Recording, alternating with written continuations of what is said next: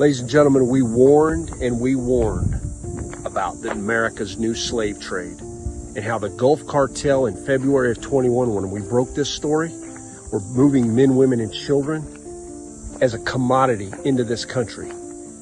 Look at what is finally coming out about what the story is we broke. Been called a liar, been called everything for this. Finally, take a listen. They're tracking kids that come across the border, and presumably they're tracking them once they are released to somebody in the States?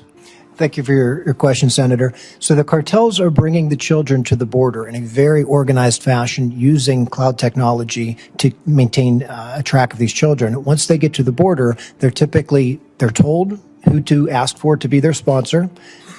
The process works through, they go through ORR. The child says they identify the person they wish to be the sponsor. ORR is sending that child to an unvetted sponsor that is in connection with the cartels in Mexico. And now what do we find out? Health and Human Services has been releasing these kids to the cartels in the United States, MS-13, registered sex offenders.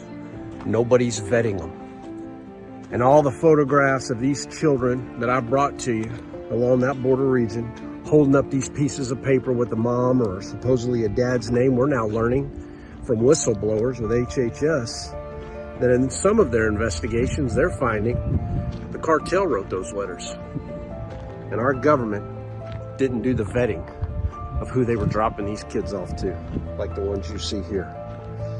Absolutely shameful. Where is the once great 60 Minutes? Oh yeah, tagging the tagline of the Democratic Party. This is exactly why media in this country is dead.